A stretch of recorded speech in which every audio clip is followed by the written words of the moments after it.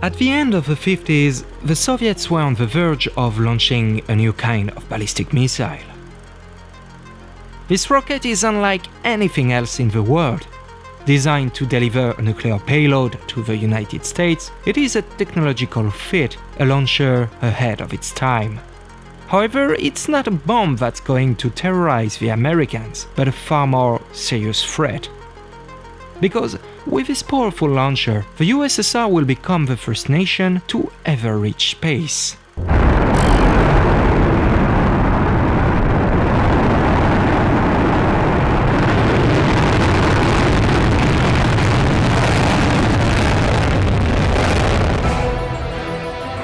At the end of the Second World War, the Soviet Union became interested in the missile technology developed by the Third Reich. The famous German V2 was considered a failure in the field, but was highly sought after by both the Soviets and the Americans.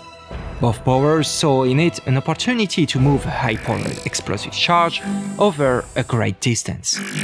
Yes, Polly, a nuclear bomb. But back in the days, the Americans had two considerable competitive advantages over their former ally. The first one was an overwhelming superiority in the air, enabling them to monitor or attack anywhere in the world. And the second one was a major technological advantage. The United States was still the only country to possess the atomic bomb. It had taken over the German scientists who knew how to build rockets. And it was also able to monitor the skies with high-performance radar.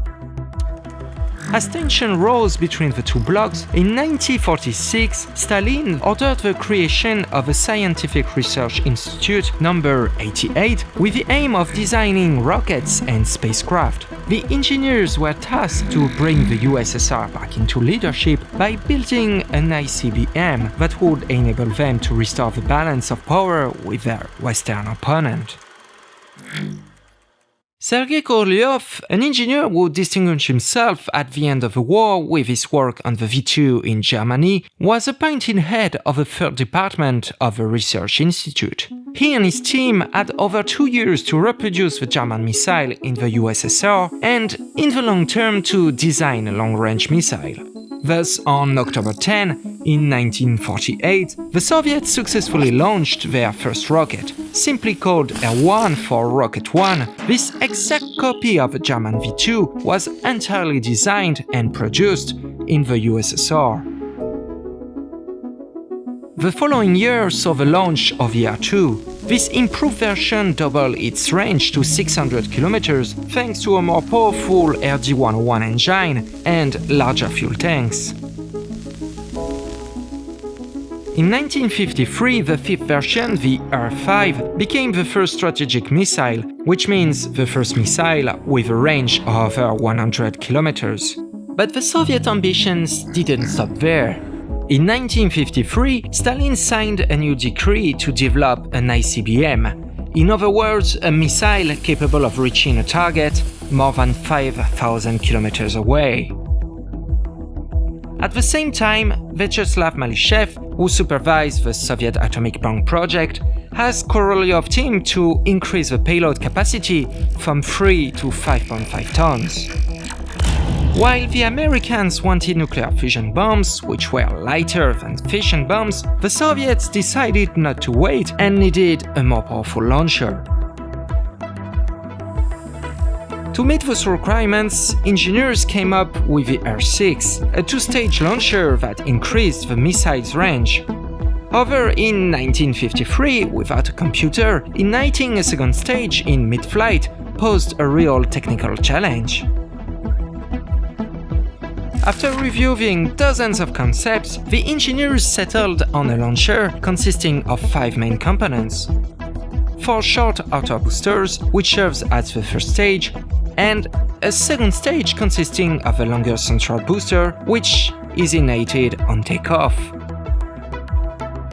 To achieve sufficient thrust, they also developed a new engine, the RD-105, with a thrust of over 60 tons. The R6 thus reused a concept previously developed by the engineers, but the specifications for the ICBM were too ambitious. A new, more powerful launcher was needed. The combustion chamber was divided in four, increasing the thrust of each booster from 60 to 75 tons and reducing the mass of the launcher. The change was so significant that the engine became the RD-107 and the future rocket was renamed the R-7. The program was moving ahead, but on the other side of the globe, the Americans announced their intention to launch the first artificial satellite between 1957 and 1958 in order to study the Earth and its properties. And Korolev, who had been trying for years to promote a space program to its government, used this announcement to turn the ballistic missile into an orbital launcher. He added strategic military arguments such as the large payload and the long range of the missile and the ability to put spy satellites into orbit. All this prompted the Soviet leadership to make a similar statement in the following weeks. At the end of January 1956, the USSR Council of Ministers gave the go-ahead for the development of an artificial satellite. Thus, the ballistic missile had a new passenger, called Object D, and a new mission, to reach orbit. But the satellite was too complex, and the Soviets feared that the Americans would be the first to reach space. Korolev decided to buy time. They scrapped the payload and designed a satellite with reduced mass and complexity. A radio transmitter in a sphere capable of launching signals audible on Earth. A number of changes were also made to the R-7 in order to achieve this feat. The rocket was lightened, telemetry was removed from the first stage, and the flight profile was adapted. On May 15, 1957, the first R-5 took off from Baikonur on the plains of Kazakhstan. However, the flight was a failure.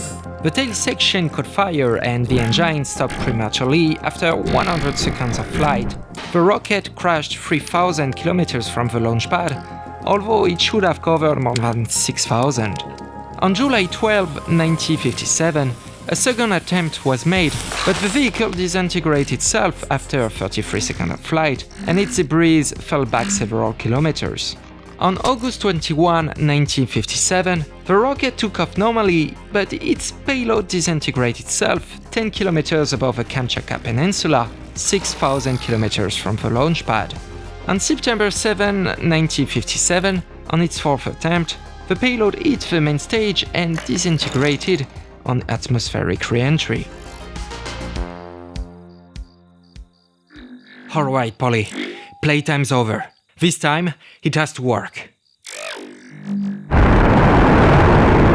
On October 4, 1957, the rocket left the pad and sent into orbit the first artificial satellite in history, Sputnik. The achievement of the USSR was reported all over the world. But while many countries congratulated the Soviets, the R-7 rocket made their Western rivals quiver. The United States was not the first one to succeed in the space race, and the famous beep of a satellite could be overheard every 90 minutes. Thanks to the R-7, the American superpower is now vulnerable to nuclear attacks. In the light of this success, the USSR made of the Soviet space program a cornerstone of its propaganda.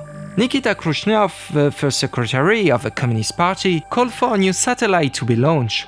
On November 3, 1957, the R-7 rocket successfully left off again, putting the first animal into orbit, Laika.